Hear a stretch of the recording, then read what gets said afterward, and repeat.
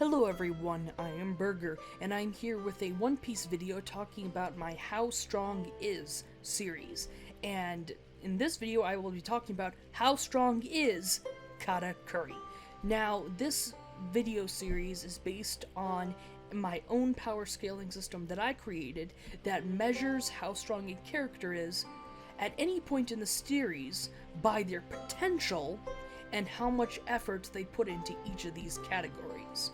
So a character like Rob Lucci might have a similar score to Big Mom, despite the obvious power difference, because they reach their potential, their maximum potential, at different points in the series for different reasons, and they are obviously very skilled in certain categories, no matter where they are in the grand line, because the stronger people are, the further they go down the grand line. You can check out the video where I talk about that power scaling system here. Now, everything I'm about to say is an opinion, and opinions are subject to change, so if you think that you disagree with me on something, which you almost certainly will on something, please let me know, and I would love to hear what you have to say, and it will be subject to change my own opinion, but not necessarily.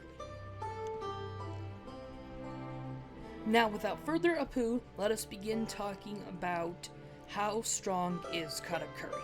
The first category that I'm going to pick for him, people might disagree with, but I'm okay with that, and that is strength/willpower. Strength/willpower is the same category, because I feel like strength in One Piece comes from willpower. I don't want to talk about this yet again. Please check out the video if you'd like to hear my whole explanation. Now, I've already gone over it a few times in these videos. Now, I think that his score from 0 to 3 is 2, not 3. He doesn't have the maximum potential for willpower. Now, allow me to explain this. Luffy feels very strongly about being himself and being who he is. And that makes his conviction very strong and gives him a lot of potential for growth in willpower. However, Katakuri believes very strongly in not being himself and in not being who he is, and yet he still managed to grow very strong from his conviction to not be himself in order to protect his family. Particularly, his little sister Brulette is where it all began. And because his conviction is less strong than Luffy's, I would say that he actually has a 2 for potential, that Luffy is going to reach a greater potential, assuming they both reach their maximum potential of the end of the story, because Luffy's conviction is just so much stronger. Now, at the end of Luffy's fight with Katakuri, it's a real possibility that Katakuri went through some character development. Enough character development for him to throw away his mask, be himself, and get that score up to a 3.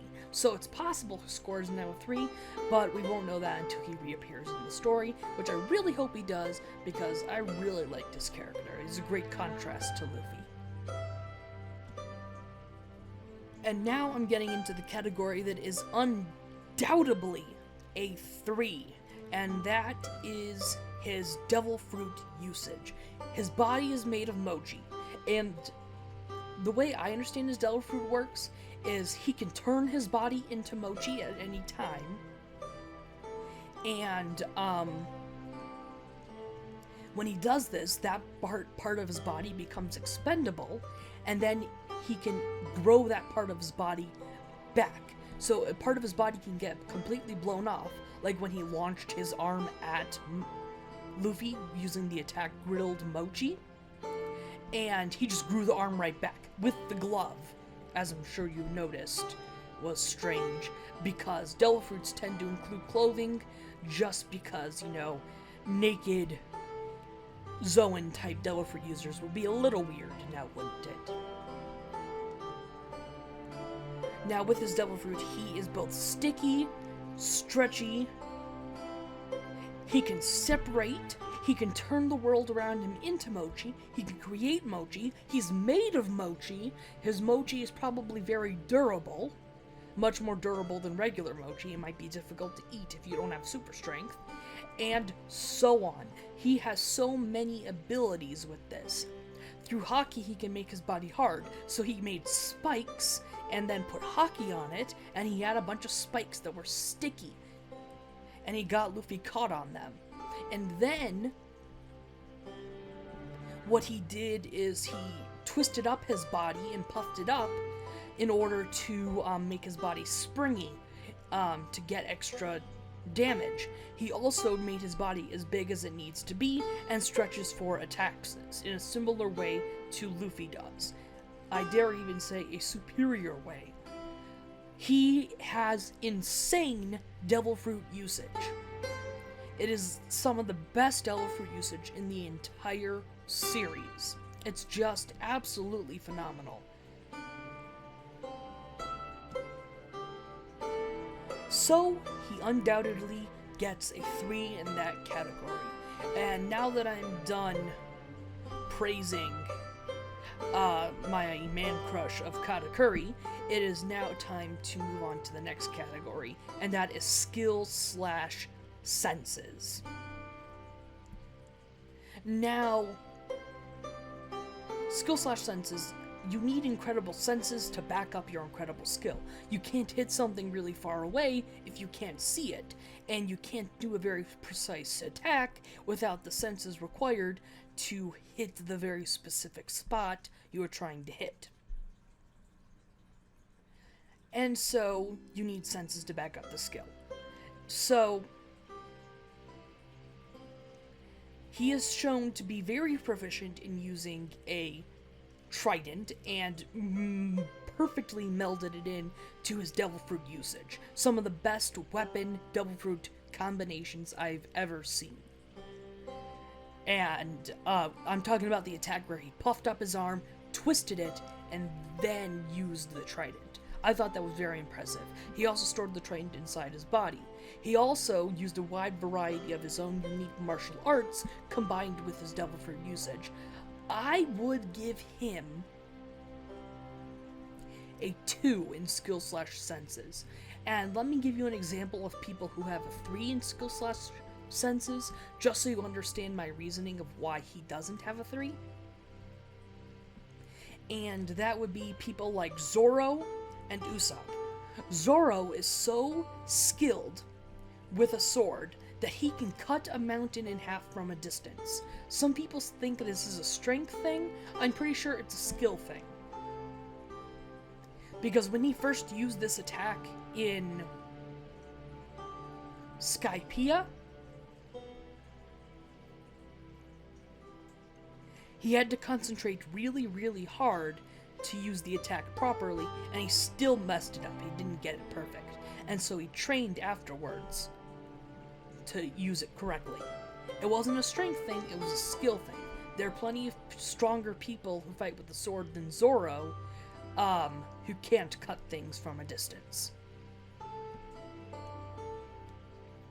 Another example is Usopp. He was so skilled with a slingshot that from like miles away, he built his own missile using gunpowder and mega plants. Pretty impressive if I say so myself. To shoot that missile miles away to hit one tiny person through one window in one castle, just absolutely miles away, and he used his senses to do it. So you see, that's my reasoning of why he doesn't have a 3, because people with the 3 are just much more impressive. And next, I'm going to talk about the last category, and that is tactics. We really didn't see Katakuri use an awful lot of tactics. But I do believe he is capable of following through on a plan and formulating plans of wide variety. So we didn't see him use a lot of tactics in his fight with Luffy because he just had to defeat Luffy. Luffy was that kind of opponent. And also he didn't feel like using tricks would be very respectful to his opponent of Luffy. He didn't initially think this, but he did think this later. So, I would give him a 2 in tactics, the same score as Luffy. And that is because he's clearly capable of following through on a plan and formulating a plan, but it's nothing on the scale of fooling hundreds of people. So that is his score. 2, 2, 2, 3. So that is 9. He has a score of 9. And I said those numbers out of order, so it was more like 2, 3, 2, 2. But a score of 9 is really impressive. And there's a chance that after his fight with Luffy, his score went up to 10 as he finally maxed out his potential for willpower by changing his conviction to being himself and protecting his family regardless of his